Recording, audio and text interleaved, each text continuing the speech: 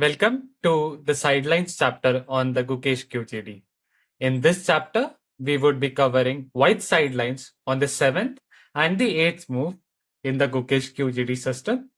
After d4, d5, c4, e6, knight c3, knight f6, cd5, ed5, bishop g5, bishop b4, e3, and h6.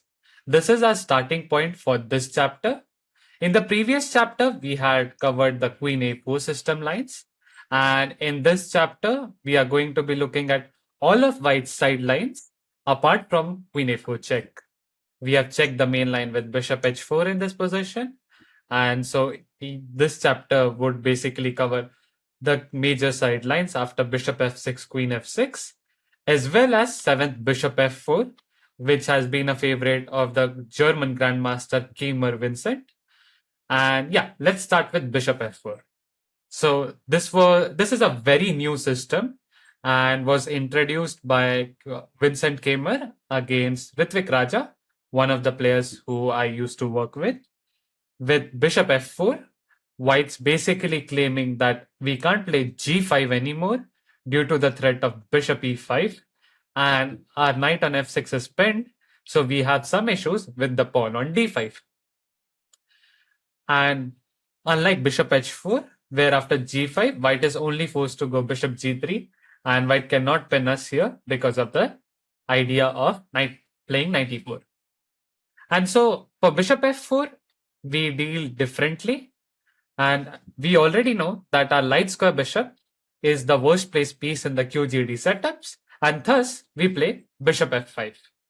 This is not possible after Bishop H4 because our D5 pawn is weak and the B7 pawn is weak, which can be exploited with Queen B3. And the point is that because the bishop is on H4, our knight on F6 is vulnerable too. So because the knight is vulnerable, White can play Bishop F6, Queen F6, and Queen D5 at some point. With Bishop F4, there is no such threat, and so we can very comfortably play Bishop F5. Now White has two moves here. There is Bishop D3. If White plays Knight F3, we just castle and we want to play Knight E4. If White trades off the bishop, we already know that this setup is very good for us if there are no light square bishops. We want to play the typical Knight BD7, Rook E8 and Knight E4 and just improve the position of our pieces. And so if White plays Bishop D3, now we take and we have eliminated one of our worst placed pieces in the setup. And after Queen D3, we play C6 and not short castle, which used to be the main line. This is what White is hoping for us to play. And the issue is, since we have committed H6, White has some ideas with G4 and H4, using this pawn on H6 as a hook. And so White has Knight E2 here, and after C6, G4. And this is not worse for us as such, but it's very uncomfortable to play because White is looking to open up the king side and our king might be slightly vulnerable. Therefore, I propose playing C6, which was a novelty at the time of writing and beta testing, but one of my beta testers graciously helped me know that this was used by none other than Magnus Carlsen against his game against Keimer Vincent at the World Cup. Magnus lost the game, but had a wonderful position out of the opening. The main move is Knight G2 here, which is what Keimer played as well. If White plays Knight F3, we have already seen that after castle Knight BD7, we want to play Rook E8, Knight E4, and put our pieces on the best possible squares. We might also have the idea of playing Knight H5 and winning this bishop if White is not careful. The knights belong to the D6 squares in these structures in general, and our idea is just to get Rook E8, Knight E4, and then maybe we can start playing on the queen side with A5, B5 too, provided this pawn is not weak. I cover this structure specifically in the typical plans and structures section where we go through the ideas in this setup because there might be other possibilities that we reach a setup like this from different move orders. So I think it makes sense to just cover the setup in general, but the key ideas remain the same. You want to get your pieces out, put them onto good squares, and just start increasing space and keep on adding pressure in to white's position. And so let's go back and check knight g2, where white keeps more flexibility and might play f3 and e4 in the future. Interested readers who were paying attention earlier would have observed that this idea is, we had discussed the same concept of e3, bd3, knight ge2 while while I was introducing the Gukesh QGD system. And this is one of the places where white uses this same idea and keeps the flexibility of pushing f3 and e4 at some point. Nevertheless, our idea is to play knight h5, and this is what Magnus played as well. The point is, with c6, we stop white from playing queen b5 check, and now we are threatening knight h5. If white played h3 to stop knight h5, we may just play knight bd7, and after knight ge2, we have option. We may play knight h5, but we may also play queen e7 and try to castle long. If you are in a adventurous mood. Otherwise, something like knight h5, bishop h2, and castle is fine too. Where after a3, bishop a5, you are happy to trade off the dark square bishops and then fight for the central square on e4. If white plays knight g2, which is what, knight g2, knight h5, this is what Magnus played. And the game continued with bishop e5, knight d7, and h3, where after knight f6, Magnus had a very comfortable position. He went on to lose the game, but it was not because of the opening, but rather subsequent middle game choices. Our position is very comfortable, and all we are looking to do is chop off this bishop with our bishop, not with the knight, because that gives white space in the center. We might play castle and rook e8 and challenge this bishop and win it if we get in that case, but white would probably play bishop h2, and after castle, a3, bishop a5, we want to play bishop c7, trade it off. Keep in mind that white might try the minority attack positions with d4, but then we get knight b6 and knight c4, along with the typical rook e8, knight c4. These are the key ideas you have to know about this position. In general, there is not much to check here because it's a lot unforcing variation where the moves are definitely not straightforward. But if you remember these key ideas of putting your knights on e4 and c4 and trading of the dark square bishop, you should be all right. And that brings us an end to this variation with bishop f4. Let's now go and check white's sidelines after bishop f6, queen f6. So there are two key sidelines here. There is queen b3 and there is rook c1. If white plays knight f3, this is not harmful at all, and we just play c6, avoid all queen a5 check kind of ideas, and then we want to bring our bishop back to d6, where it attacks h2 and puts pressure on the weak pawn after bishop d3 short castle or bishop e2 short castle. And then we want to get our bishop out, preferably to g4 or else to e6, and put our knight on d7. We have already seen that the pair of bishops are very strong in these structures. You might have had a glimpse of that in the previous chapter with queen a4 check lines. And your plans are very straightforward. Just bring your pieces back, bring your bishop back to d6, other one to g4, play knight d7, castle, bring your queen back to e7, put the other knight on f6. That brings us to the other sideline, which is rook c1, with the idea of playing a3, but we have the typical c6. If white plays a3, now we can't play bishop d6 due to the cheap trap of knight into d5, so we have to play bishop c3 and rook c3. Okay, this is a good moment to discuss because in general, this structure is good for white. White has the typical minority attack kind of position, and we don't have a knight on d6 where it jumps on c4, but white hasn't developed the king side pieces yet. And we exploit that by playing bishop f5 first. knowing fully well that bishop d3 is a very good trade for us because the light square pieces bishops are exchanged.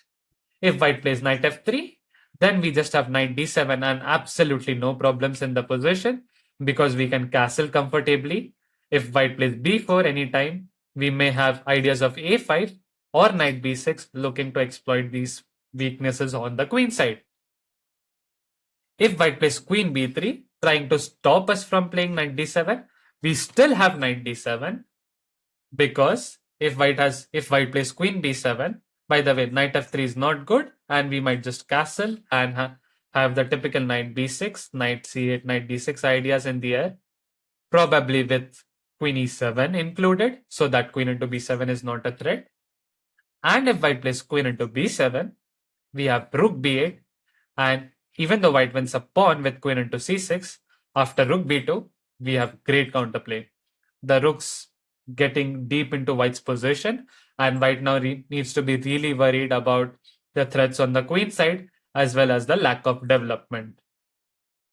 White's lack of development is more than sufficient compensation for the missing pawn.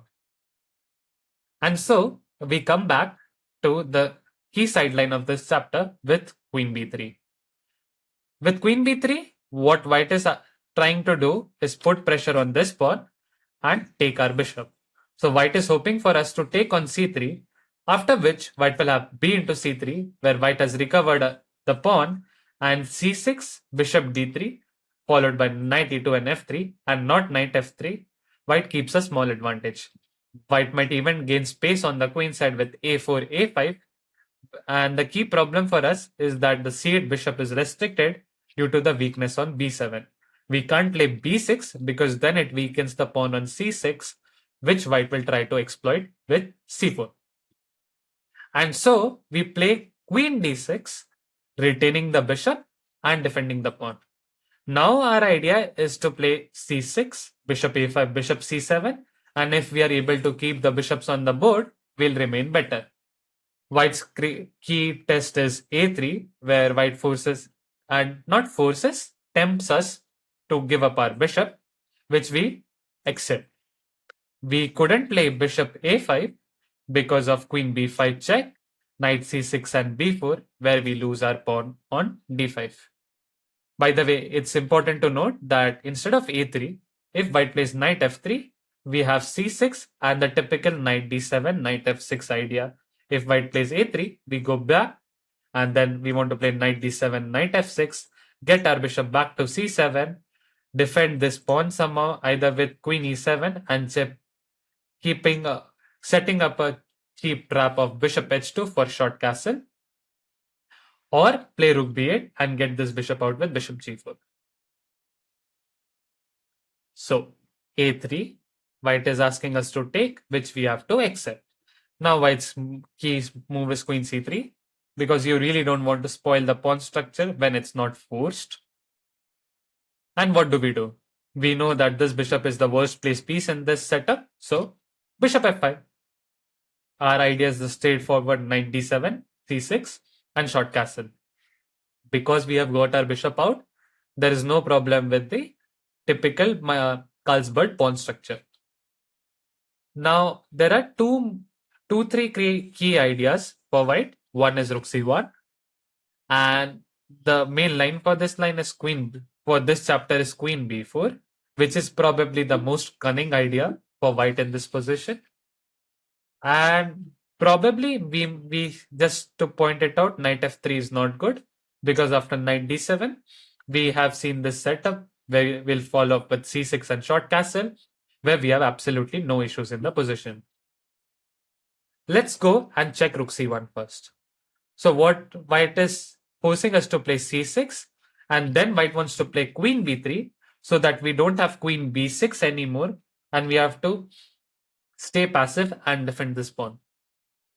We can play b6 here, but it creates a weakness, so I want to play queen e7, defend the pawn, and I don't want to spoil my pawn structure as of now. Knight f3, white develops a piece, and so do we. Short castle, bishop e2. We know that exchanging of the light square bishops is not good in this position, and we trade off our worst place piece, and we have the typical ideas in this position, which I cover in the typical plans and structures part of the course.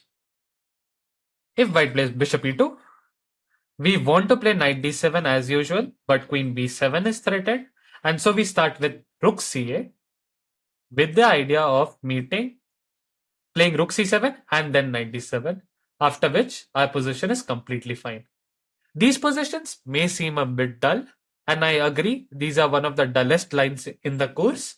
But if white plays something where white wants a draw and is ready to go to extreme lengths to find some new ideas with great preparation, it's very hard to get some. It's very hard to have play something as black without compromising on objectivity. That being said, the position is not dead as of now, and I have seen plenty of players, including myself, messing these positions up as white, thinking there is no play for black in these positions.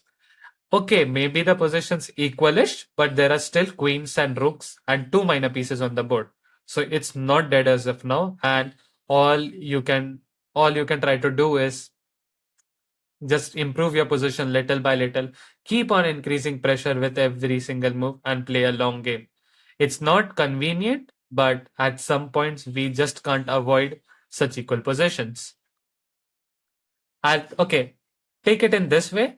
You are black and white doesn't have a forced draw in any lines, right? So it's not easy for white to make like it's not easy to finish up the game as of now. White still need to make good moves, which basically if white stays precise in any other openings too, white will be better, or at the very least have a very easy draw out of the opening. And so with this, we cover rook c1. And let's now go to queen b4. So this is a very smart move. White wants us to play queen b4 so that after a b4, white's rook is now open, and white might now play b5 and fix the pawn on a7. What does fixing a pawn mean? Basically restricting its movement. This pawn cannot be moved easily due to the threats of en passant, and then white might spoil our pawn structure on the queen side. So what do we do here? We actually play the very smart queen b6 and say, you were tempting us to make the double pawns. Here I play queen b6 and you take and make my pawn structure bad and give me a pair of double pawns. Why do we do that? Simply because after queen b6, a b6, this rook has opened up, and more importantly, after c6, b5, we'll have great control of the pawn on the c4 square. This pawn cannot move since white will have to create a weakness. And basically, if the double pawns are mobile, I don't see any problem with having double pawns. I think we are getting very theoretical and discussing pawn structures and all, which is not really part of the opening course. But if you are going to play these positions, it makes sense to understand why these pawn structures are fine and why certain pawn structures are not fine. In this position, because the double pawns are mobile and gives us a good control of an important square, that is c4, we are happy to accept those double pawns. White, on the other hand, cannot play a4 comfortably because firstly you give an outpost and then there are bishop c2 ideas. And if white doesn't take, we want to play c6 or knight d7 in some order and push a5, gain space on the queen side, and tempt white to take on b6 so that we can play knight b6, improve the position of the knight, and then we might start playing on the queen side, targeting the weakness on b2. That brings us an end to this chapter. It was a very small chapter, so I don't think you need to have a quick recap of this position. But even if you are still looking to get a summary of this, I would encourage you to check out the typical plans and structures section of this course. All right, guys. So that's it for this chapter, and I'll see you in the next chapter where we continue with the sidelines, the Gukesh QG.